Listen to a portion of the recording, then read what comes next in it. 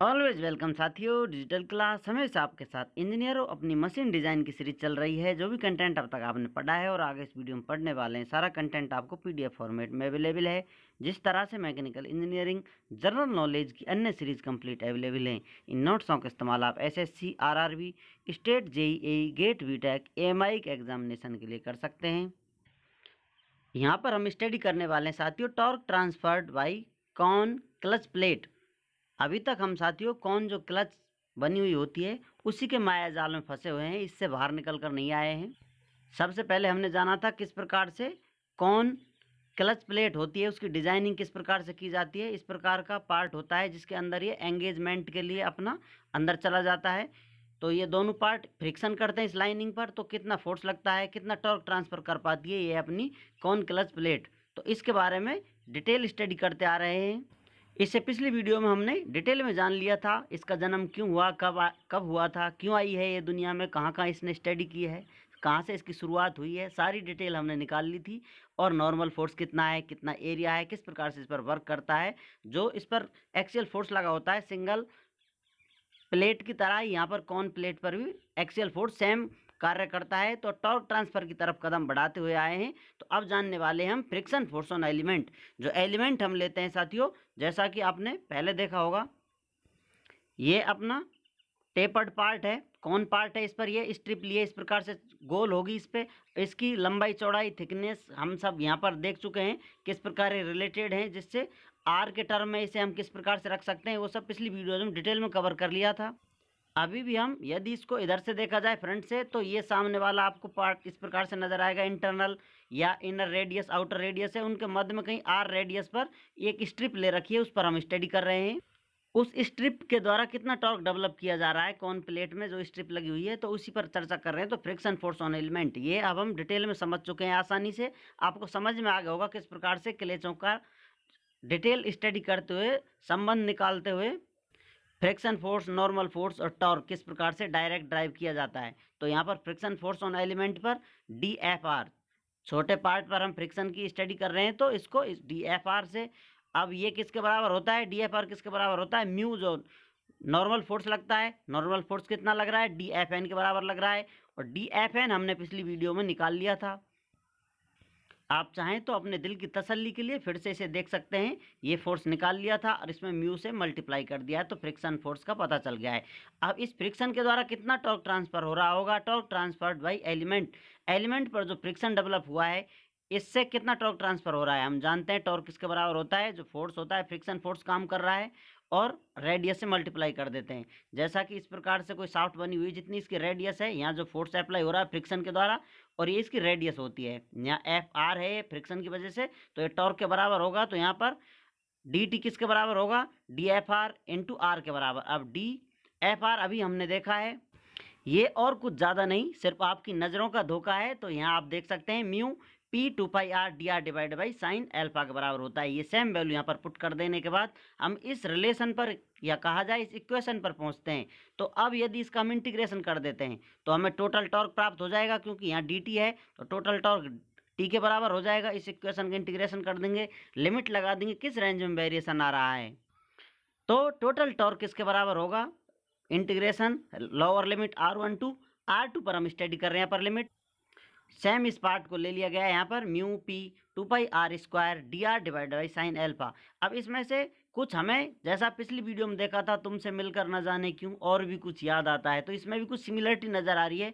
इसमें से यदि 1 डिवाइड बाई साइन एल्फा, या कहा जाए साइन एल्फा कुछ अलग लग रहा है, इसको बाहर कर दिया जाए, तो ये बची कुछ जो इक्वेशन है आपको पिछली इक्वेशनों की जरूर याद दिला रही होगी। ये इक्वेशन टॉर्क ट्रांसफर करती है सिंगल प्लेट क्लच में। ये इक्वेशन भी उसे याद दिलाएगी जिसको पिछली इक्वेशन पता होगी या जिसने स्टडी किया होगा।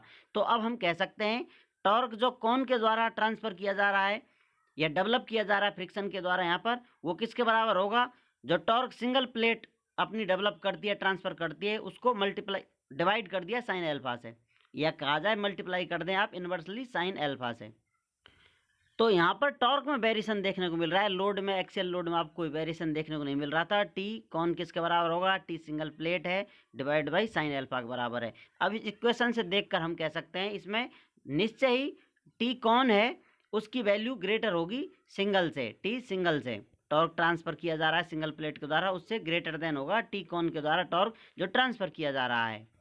अब यदि साइन एल्फा, एल्फा की वैल्यू देखी जाए 0 से आप लेंगे तो 1 के मध्य में वेरी करती है, 0 to 1 हो जाती है। तो इसमें आप जो भी वैल्यू आएगी उसको मल्टीप्लाई करेंगे टी सिंगल से, तो आपको टी कॉन की वैल्यू अधिक ही प्राप्त होगी।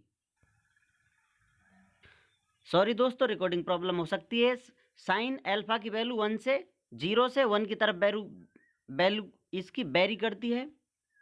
अब यदि साइन एल्फा की आप वैल्यू पुट करते हैं 1 डिवाइडेड बाई 2, तो ये 2 ऊपर मल्टीप्लाई हो जाएगा, तो 2 टाइम साइन जो टी सिंगल है उससे होगा टी कॉन के बराबर होगा। तो आप कह सकते हैं इसमें वैल्यू पुट करेंगे आप तो कॉन की वैल्यू हमेशा ही इससे अधिक होगी, क्योंकि किसी भी चीज़ को आप डिवाइड करते हैं 0 से 1 के बीच में या फिर 0 से छोटे किसी भी वैल्यू के लिए उसको डिवाइड करते हैं तो उसकी वैल्यू हमेशा बिगर होती जाती है।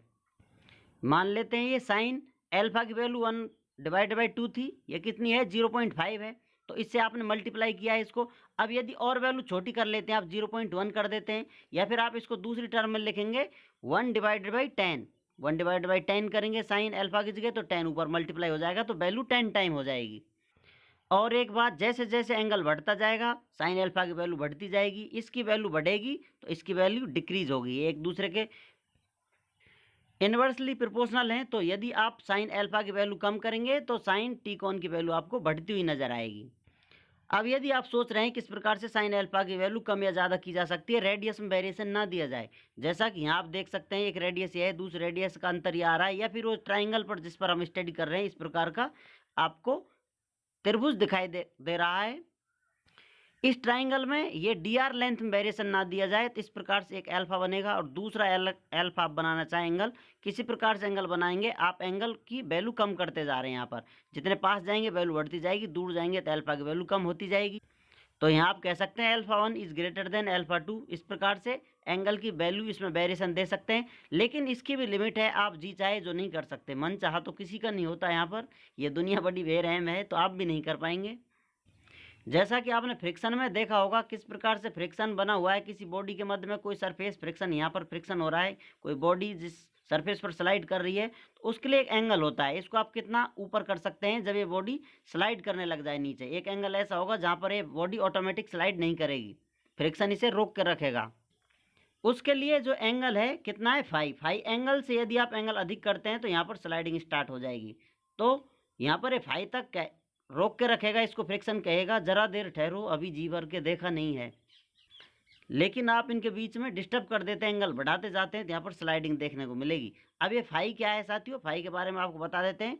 फाई इज इक्वल टू किसके बराबर होती है, tan इनवर्स म्यू के बराबर होता है। म्यू क्या होता है, फ्रिक्शन कोफिशिएंट होता है, और ये फाई क्या है, फ्रिक्शन एंगल है। इसके बाद यहाँ पर स्लाइडिंग हो जाएगी। If alpha is less than और equal phi, clutch became self engage. यदि एंगल आप इससे छोटा रखते हैं फाई से, या फिर इसके बराबर रखते हैं, तो यहाँ पर स्लाइडिंग नहीं होगी, फ्रिक्शन आपको रोक कर रखता है, तो उसमें जो अपनी क्लच एंगेज रहती है, डिसएंगेज नहीं हो पाती हैं, या आप कह सकते हैं ये चिपकी रह जाएंगी, चाहे आप इस पर फोर्स अप्लाई करें या ना करें। एक बार एंगेजमेंट हो गया तो फिर तेरा साथ है कितना प्यारा, तुम्हें नहीं छोड़ेंगे चाहे जमाना जोर लगाए सारा, वो वाला गाना गुनगुनाता है, फ्रिक्शन इसे फिर नहीं छोड़ेगा। तो आपको क्या है, इसका ध्यान रखना होगा। इसे ध्यान रखने के लिए एक टैबलेट ले लीजिए, alpha must be greater than 5। ये रिलेशन आप याद रखेंगे तो आपका एंगेजमेंट डिसएंगेजमेंट हो जाएगा। तो जो वैल्यू आपको बताई थी टी कॉन की वैल्यू आप बढ़ाते हैं, यहाँ पर एल्फा की वैल्यू घटाएगी, या फिर कहा जाए एल्फा का टी कॉन का रिलेशन जो अभी आपको समझाया था ऊपर, एल्फा आप डाउन करेंगे तो टॉर्क ट्रांसफर अधिक होगा। इसमें भी uniform pressure theory, uniform wear theory apply की जाती हैं, उन्हें भी आप चाहें डिटेल में स्टडी कर सकते हैं। और आप चाहें तो पिछली वीडियोज़ में जो देखा था आपने सिंगल प्लेट में थ्योरी किस प्रकार से काम कर रही थी, उसे देख कर भी काम चला सकते हैं। अभी आप उम्मीद कर शायद बैठने ही वाले होंगे कि अभी भी क्लचों से पीछा नहीं छूटा है, आपको अभी भी पता चलेगा, सेंट्रीफ्यूगल क्लच भी अभी बाकी है आपकी। उम्मीद करते हैं विद्वानों वीडियो में दी गई अब तक की जानकारी आपको अच्छे से समझ में आई होगी। अभी भी आपका कोई कन्फ्यूजन है तो आप हमसे कमेंट कर पूछ सकते हैं। साथियों आप चाहें तो कॉन्टैक्ट कर सकते हैं, कॉन्टैक्ट लिंक आपको वीडियो डिस्क्रिप्शन में मिल जाएगा। वीडियो को अंत तक देखने के लिए, चैनल को सपोर्ट करने के लिए आपका दिल की गहराइयों से बहुत बहुत धन्यवाद। मिलते हैं नेक्स्ट वीडियो में। जय हिंद, वंदे मातरम।